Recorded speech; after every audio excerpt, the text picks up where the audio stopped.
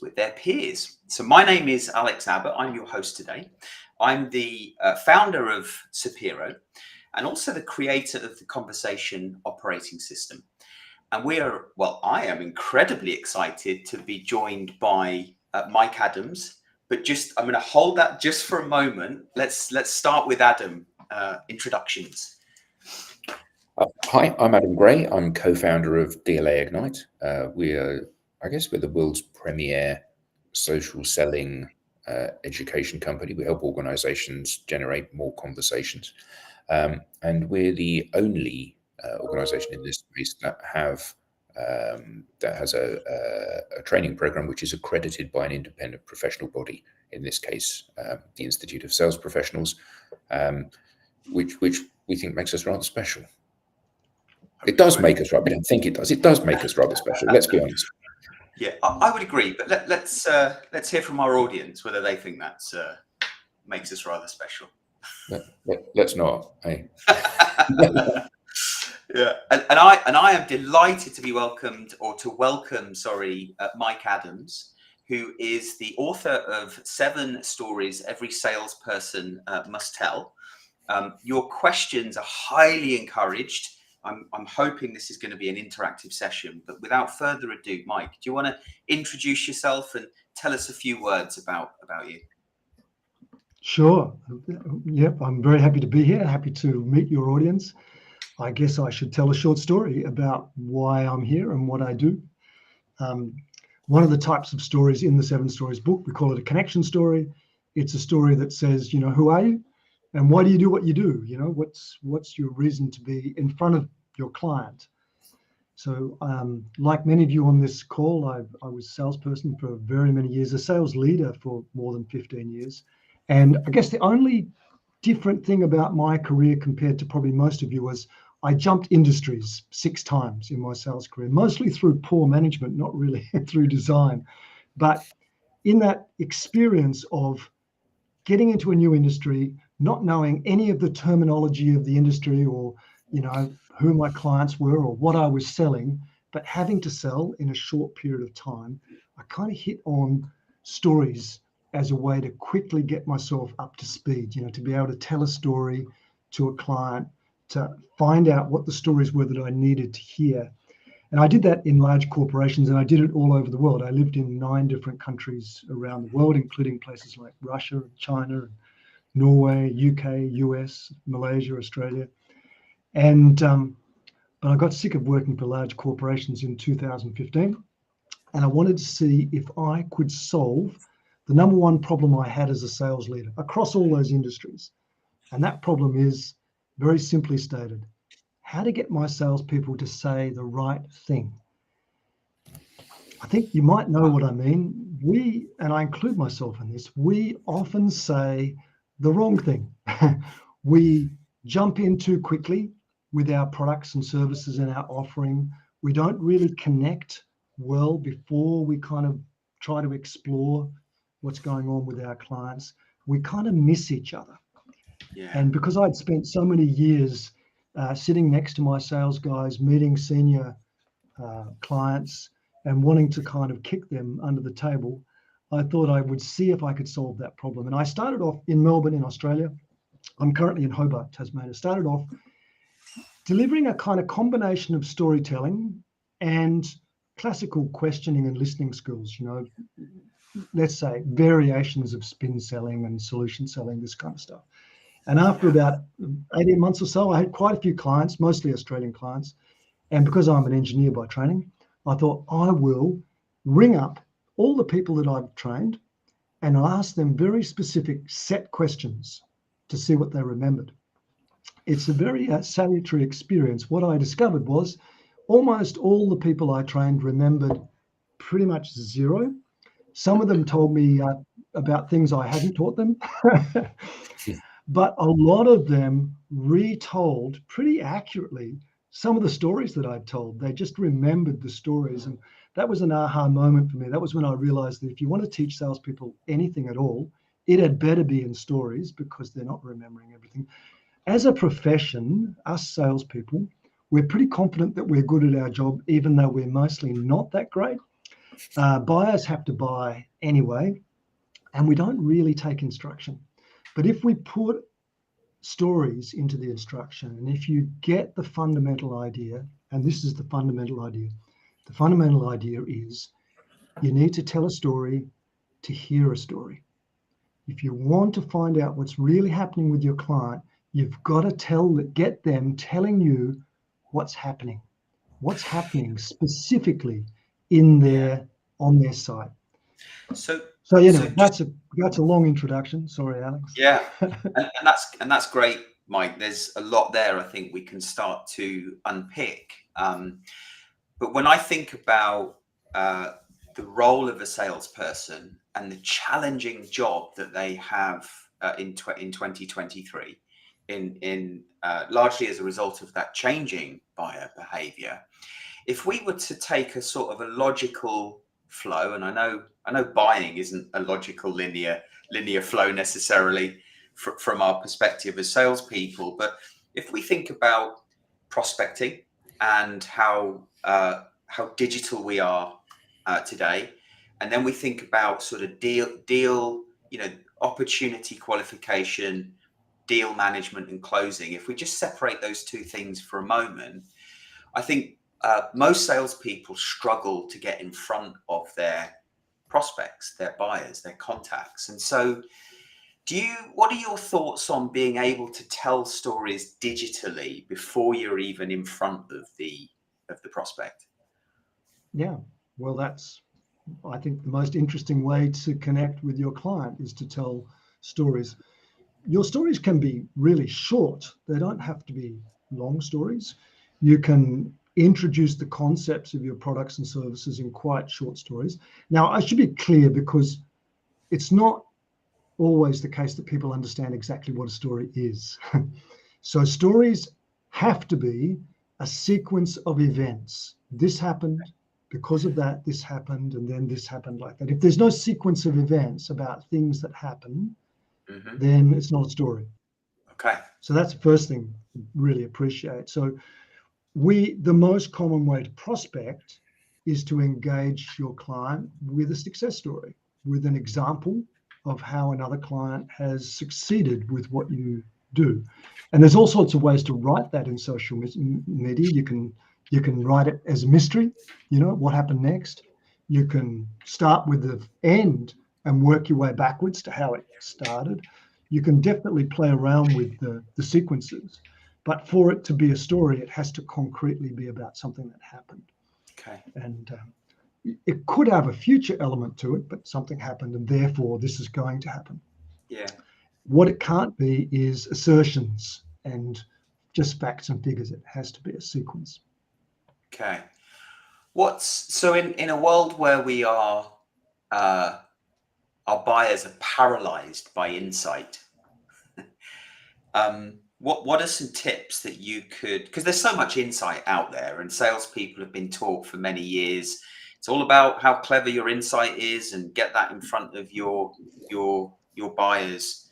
But what are some tips that you can give our audience to take perhaps something that is factual, like insight, that is important to get in front of your buyer, potential buyer, but turning it into a story? That's one bit. And the other bit is, how human do you think we should make these stories? Well, okay, I'll answer the second part first. Stories should be about people. They should have characters in them. That's fundamental. Yeah. To talk about insight, so probably the most famous work on insight in the sales field is the Challenger books, the Challenger Sale and the Challenger Customer. So those are the books that really formalized how to go about researching, creating insight. What they miss fundamentally, in my opinion, is realistic conversation models for delivering that insight, because they're works of academia, and they come across as dry assertions, those insights. That's typically the problem salespeople have, is they deliver insight as fact, as assertion, and they miss an important part with that. They miss their credibility. What's their credibility to deliver that insight?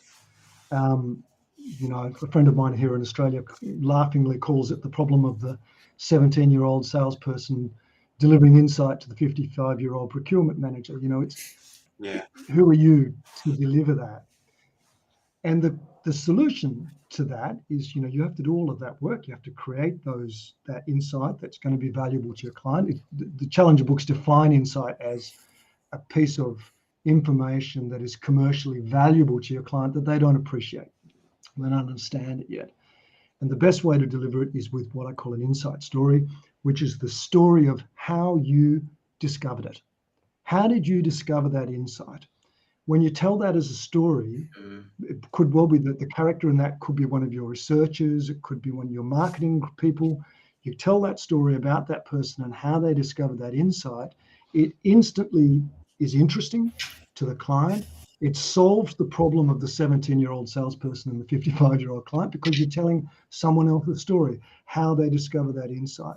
They listen to it. The client will start from the same position that you were in when you were working out that insight. So typically, you're trying to discover the insight, you have lots of false steps, and then you have this aha moment, this really works, and this is how it works, and this is what it means. So that story, the insight story, is the way to deliver insight, and the way any salesperson can do it with authority. Okay, I love that. It reminds me, bit of a shameless plug here, I'm afraid, but it reminds me of the journey I've been on myself for the last three years, and the program that Adam was talking about in his intro. Me and my company resell that program. So we've been testing outbound prospecting strategies for 3 years. And we came across this program. Adam and I worked together back in 2014 at Oracle, but I came across Adam again 2 years ago and had an aha moment. Became, the team and I became expert. Took a year to become experts in this program, and then we started tracking all the behaviors and creating insight as a result of following all of those behaviors that are in the program. And after 10 months, we've realized that by following these behaviors every day, every week, consistently, we can see more than a 10% call rate with our prospects, which outperforms any other form of cold prospecting. And that in itself is the story, right? It's the journey that we've been on. That's a story. That's exactly a story. That's an insight story. And even, I'm sure it didn't work perfectly. There probably things went wrong and the rest of it. So, you can put that in as well. Yeah. Okay. So it's important to have those, I guess, I'm thinking of a story and I'm thinking, well, you want the villains in the story. You want the characters. So for me, the character of the insight story is the person who discovered the insight. So in the story you told, you were that person. So you tell the story from your perspective. Yeah. But, in a big sales team, very often the salesperson is not the person who discovered the insight, but they need to know how that insight was discovered, what was the journey, and be able to tell that so that they can really pass that meaning to the client. If they just jump to the insight itself, it's abstract and difficult for the client to accept. Yeah, I guess that that when you give it the build up, like any film, you don't have and then he kissed her and they rode off into the sunset. There's a bit of stuff that goes before. We don't anyway. No, we don't start to there. give that to give that context and meaning. And I think that a lot of the time when one is pitching one's services or products to an organization, there is not enough of that context being laid first. So, okay, we've got a load of clients and one of them got this and one of them got this and one of them got this. Is those facts, even though you're dressing it up as a case study or in your own mind, you're using it as a case study or an example of a client's success. Actually, it isn't. It's just a series of words. So you need to tell the story.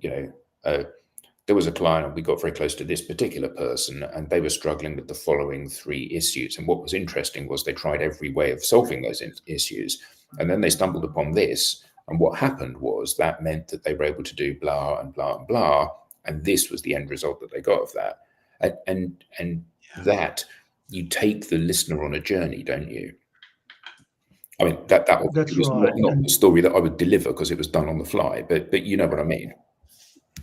Yeah, so another type of story that we describe in the book is called the success story. And the success story, the central character is your client, your other client who succeeded. So what was their situation before they met you, the vendor? You know, what were their alternatives? What was they struggling with? How did they meet you? Almost always interesting. Almost always interesting. How did they meet you? Was that through request for tender, or did you meet them in a networking event? Did you cold call them? How did that happen? And then what's the plan that you worked on together? A mutual plan. We're going to make the client, the succeeding client, the central person, so they have agency in the plan. And then what failure did you avoid? You know, what went wrong or could have gone wrong? What was the client concerned about? And then how did you succeed? Yeah. When you run a pattern, if you like, you avoid the problem of the case study, the classic marketing case study, which I'm going to tell in Australian style, which is, here's our other client in the shit. We came in and fixed everything, and now it's brilliant. This doesn't sell. This doesn't sell because your prospect doesn't want to be the bunny in the story, right? You're just making the vendor look good. You're not showing how the client actually solves their problem. So yeah, so that's another class. That's a really important story for salespeople, how you tell the story of how your clients succeed with your help, with your guidance, but not with you as the hero. Yeah. So there's an interesting question, great question here from Jackie about sharing insight from your book that you believe has the most significant impact on sales professionals. Is there one that really you think is the most impactful technique or story? Significant insight that's in the book is what I already just quickly went through right at the beginning. It's the realization. This actually took me some time to realize this. I was already doing a lot of storytelling, but I was thinking of storytelling as an instrument to get what I want. And this is the wrong way to look at storytelling. And it's the wrong way to look at sales as well. Storytelling is a tool, so that it's a tool that allows you to be understood much better. When we don't speak abstractly, when we give examples, which is what stories are, we can be understood. But more importantly for salespeople, it's a tool for you to understand your client, because when you tell a story, the first thing they want to do is tell you one back. And it's that hearing the client story that's the true secret to storytelling. It's the exchange, the realization that you can hear what's really happening when you tell stories. If you assert things and just give facts and figures to your client, they're going to just assert back and you won't understand really what's going on. So it's this that gives you that mutual understanding. They understand you better, you understand them better. That's the insight that I discovered fairly recently. I love that. I love that. The power of reciprocation. Adam and I talk Correct. about that a lot. Yeah. And it saves a huge amount of problems, because a lot of sales are made with poor understanding.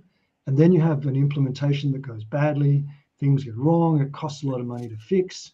So when we get this proper understanding before we sign the contract, then yeah, we do much better business. Yeah. And in the world of indecision, right? You know, I'm sure we're all aware of Matt Dixon and the great. I mean, you referenced Challenger already, Mike, but Matt Dixon's and Ted McKenna's recent book, The Jolt Effect, talks about indecision. And when you and I spoke ahead of this call, you said to me that you can tell a story, or you can help salespeople tell a story about how to position the idea of change through the power of stories. And a lot of buyers are fearful of that change, therefore are paralyzed by indecision. What can you tell us a bit more about that? Yeah, so we kind of split our training program up into 3 parts. The first part is connecting and building trust. So who are you? Who is your company? Who is the client? Sharing stories around who you are and why you're there. The middle part is what we've already spoken about, really, which is positioning change via insights, via examples of success. We have other types of stories as well. And the third part is getting the decision. How do we might well have a client that understands that change is possible, understands maybe that they should change, but that doesn't mean they're going to change. So getting the decision in most sales situations, if you're selling anything substantial at all, beyond a few tens of thousands of dollars, maybe, there's going to be stakeholders involved. That decision process is complex, and stories can make a huge difference, because your stories can go into a client organization and influence it even where you're not. They can influence people even when you're not there. 2 types of stories that make a big difference there are influence stories. Influence story is the story that counters an objection. We call them anti-stories, actually. The client has a wrong idea or a wrong belief. And maybe I'll give you a quick example. Yeah, please. To come from one of our training programs, in fact. So one of my students, who was a sales training manager from a large IT services company, he was in the process of practicing his own influence story, and he said, "Mike, I'm going to do an influence story for my boss who doesn't think we need storytelling in our sales training program." So I thought, well, yeah, go for it. That'll be a good one. And this is the story that he told. He's based in Houston. His name's Diego, and he was telling a story for his boss, Damien. He said, "Damien, I acknowledge that our sales training program is really good. We've developed it over decades. We like it. And on top of that, it's pretty complete, and we don't have space or money to easily put something new in. But, being happy with what you have reminds me of my wife. We like to go mountain bike riding. We go to the hill country north of Houston. And I've been on it, my wife, for ages to upgrade her bike. And she would say, no, I'm not changing. It's part of my personality. I love my bike." But last week, we were out riding and her bike broke. The frame broke. And I said, "Okay, I'll push your bike. You take my bike." And when I got back to the car, she said, "Oh my gosh, your bike is so much better than my bike. I can't believe I've been riding this old thing all these years." And then we reframe that with, so you see, you can be perfectly happy with what you have, but it doesn't mean there's not something better out there, like storytelling. And not only do I love that story told by one of my students, it led to business with that company. We've been training their global account directors since then. So the story worked on Damien. So how? But it's a nice way to use. So yeah. Yeah. So I'm a salesperson. What you're telling me makes so much sense. How do I create my stories for each of those moments that could happen? Yeah. More than that, though, how do salespeople learn to be pragmatic about whether the story they're telling, the story that I'm hearing, is the story that they're telling? Because one of the things that we have seen, and I'm going to tell you a story now, one of the things that we've seen many times when we work with clients is that the salesperson obviously has their own agenda, and they're quite eager for that agenda to happen. And they're unable to put themselves in the shoes of the recipient. So one of them, here's a true example. The salesperson at the client that we were working with was trying to grow their network and stimulate more conversations within a large retailer. And they were sending connection requests on LinkedIn that said something along the lines of, "Hi, Mike, I'm your account manager. I'd like to connect to more people in your company because I want to grow my network in your company." And this person couldn't understand why they were getting such a low connection rate. And obviously, as an outsider, you read that and you go, yeah, because what you've said is, "Hi, I'm the account manager for your company. I'd like to sell more things to your company. Can I connect to you so I can sell some things to you, please?" And the person said, "Yeah, but that's not what I said." No, but that is what they heard, which is why you're getting such a low strike rate. So how do salespeople be pragmatic about saying, here's the story I'm going to tell. It isn't working. So rather than blindly continuing with that, how do I refine that so that they pick up what I want them to from it? In less than a minute, Mike. Yeah, well, I would say that person wasn't putting a story out there. Look, it takes time. It helps a lot if the team are working together with stories and sharing stories backwards and forwards, because you need to hear good salespeople using stories in order to become a master at it, right? So that would be, the kind of thing that you would take into a sales meeting and discuss, and that's not going to connect. That's not of interest to your client at all. How do you swap that around to be of interest to them? So yeah, good question. So we're coming to the end now. We are trying to keep these shorter and sweeter for our audience. So Mike, where can people find you? And if they've enjoyed the conversation, how can they learn more about storytelling? Well, they just hit Google with Mike Adams Storytelling. They'll find my book and YouTube channel and Anecdote. We have a sales program that runs from Anecdotes, from the world's largest business storytelling companies. So yes, easy to find. Yeah. Brilliant. And yeah, delighted to also field any questions on LinkedIn if people have got questions on things like to know more. And if there's one thing that you can challenge our audience to do to be better storytellers, what would it be? Well, just think about your next meeting and just say to yourself, what story could I tell that would be of interest to this client? What would they like to know about? How could I put that in a story form? It might be an example of another client that succeeded. It could even be an example of important values for them, like sustainability or something like that. You could tell a story from your company about that. But just have a think about it and just have a go at telling one story and see what the effect is, see what you get back. You're likely to get a story back from your client. Fantastic. Thank you, Mike. Thank you, Adam. Thank you to our audience. We will see you next time on Sales TV. Have a great week. Bye-bye. Thanks, Adam. Thanks, Alex.